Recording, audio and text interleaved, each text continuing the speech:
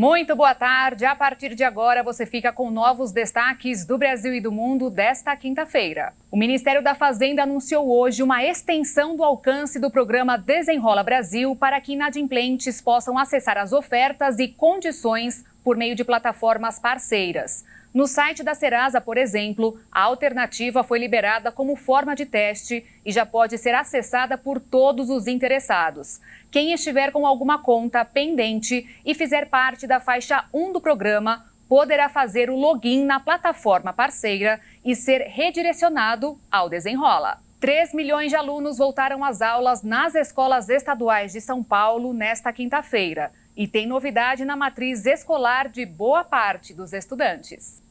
A novidade este ano chega para os alunos da última etapa do ensino fundamental, que agora terão aulas de educação financeira, mais aulas de tecnologia e inovação e orientação para estudos. Já no ensino médio, os estudantes das 3 séries terão o tempo dedicado ao aprendizado de língua portuguesa ampliado em 60%. E o de matemática terá aumento de 70%. E esses alunos voltarão a ter aulas de física, geografia e história. Outra mudança, de acordo com o governo do estado de São Paulo, é que os professores de língua portuguesa contarão com o apoio da inteligência artificial para a correção de textos feitos na plataforma Redação Paulista. Agora, outra informação importante é que ainda há vagas na rede para aqueles estudantes que não se matricularam por qualquer razão, como, por exemplo, os que vieram de outro estado há pouco tempo e ainda não conseguiram se matricular em alguma escola. E tem vagas para todas as idades, crianças, adolescentes e também os mais velhos, que se incluem no EJA, que é aquele programa de educação para jovens e adultos. As matrículas devem ser feitas presencialmente em qualquer escola estadual ou nos postos do Poupa Tempo. Para se inscrever, é necessário estar com um RG, comprovante de residência e também o histórico escolar.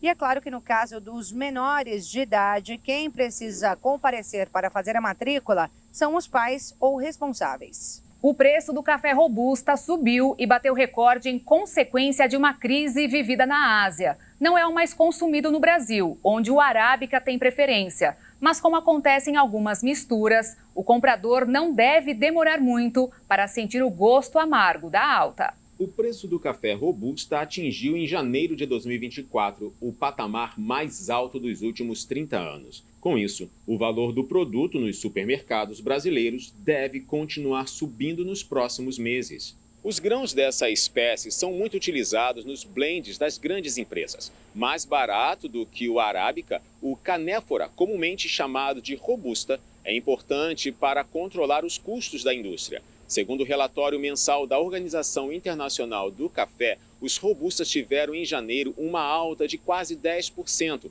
passando para 148,47 centavos de dólar por libra, o nível mais elevado desde novembro de 1994.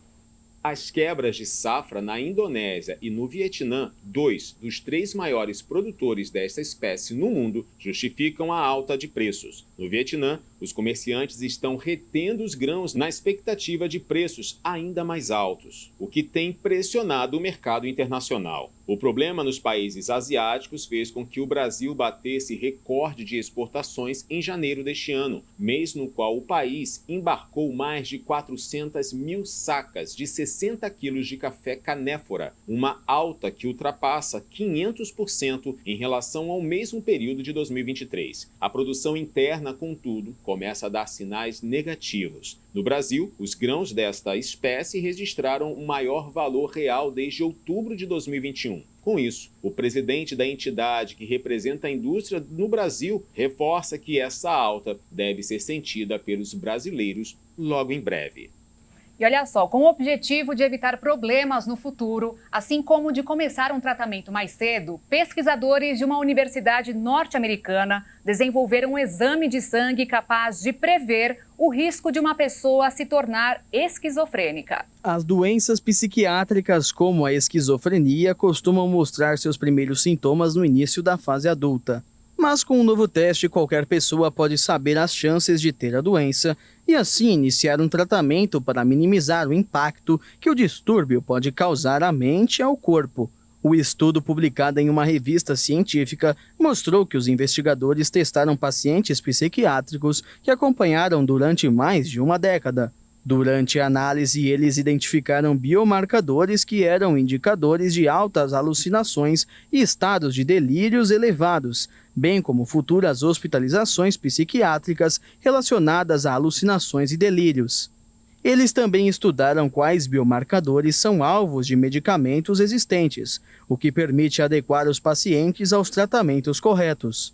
O trabalho foi baseado em pesquisas anteriores realizadas nas últimas 2 décadas pelos próprios cientistas sobre biomarcadores sanguíneos para outros transtornos psiquiátricos. De acordo com o grupo, em geral, os melhores biomarcadores foram mais preditivos do que as escalas padrões usadas para avaliar alguém com alucinações ou delírios, o que significa que o uso desse teste de biomarcador pode ajudar a reduzir a incerteza das avaliações psiquiátricas.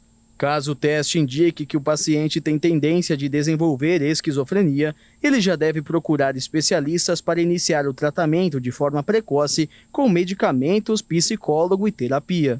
Porém, os cientistas afirmaram que ainda existe muito para entender e aplicar sobre a cognição e suas anormalidades, mas há motivos para o otimismo nesta nova era de psiquiatria. E apesar da importância para a saúde manter uma boa hidratação ao longo do dia, assim como preservar o meio ambiente, evitando o consumo de plástico, é muito importante que as famosas garrafinhas sejam higienizadas todos os dias e de maneira adequada. Do contrário, pode ser muito prejudicial à saúde. Especialmente para quem fica muito tempo na rua, ter uma garrafa d'água por perto é essencial. Só que se ela não for muito bem higienizada, vai acumular muitas bactérias.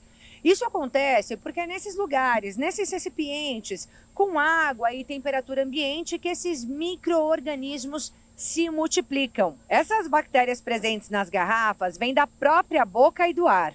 Normalmente, elas vivem em equilíbrio no organismo, só que o aumento delas pode provocar infecções, especialmente em crianças, idosos e outras pessoas com o sistema imunológico comprometido.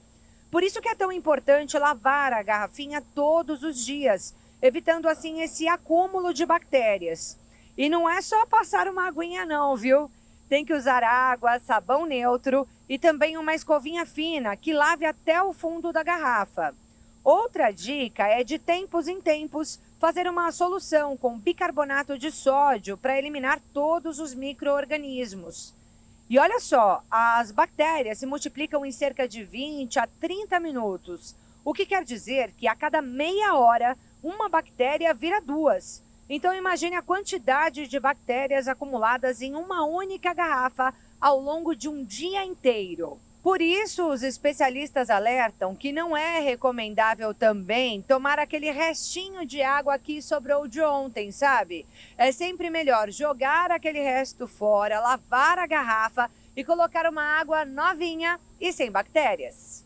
Uma equipe de mergulhadores chegou pela primeira vez no fundo de um dos lugares mais misteriosos do mundo, o Grande Buraco Azul, localizado no Mar do Caribe. Mas para decifrar o que está escondido, a equipe teve que se aventurar em quase 300 metros de profundidade. Até existem outros buracos espalhados por outros oceanos, mas este é o segundo mais profundo do mundo. São 274 metros. Ele está muito próximo da fronteira entre o México e Belize, mas mergulhar por suas águas é uma missão complicada, até porque gera vertigens. Aquela sensação inesperada de um movimento giratório do próprio corpo ou dos arredores. Mas há 6 anos, a cratera finalmente foi explorada. E o que os mergulhadores encontraram na parte de dentro deixou todos espantados. Quanto mais o submersível avançava, mais a água ficava escura. Até que eles encontraram uma camada de gás tóxico. Eles não pararam. Depois disso, não havia mais qualquer vida, seja de algas ou de peixes. Durante o caminho, eles encontraram até mesmo cavernas. Eles até chegaram perto do solo, mas não tocaram. Lá eles avistaram uma garrafa de vidro e uma câmera fotográfica, que provavelmente era de algum turista. Isso apenas mostrava o nível de poluição dos mares e até onde o lixo podia chegar. Mas não foi a única coisa que encontraram. Para a surpresa de todos, 2 corpos humanos apareceram. Eram 2 homens que mergulhavam, mas que não conseguiram voltar para a superfície. Eu fico por aqui, obrigada pela sua companhia. Daqui a pouquinho eu volto às 5 da tarde com mais notícias para você. Te espero.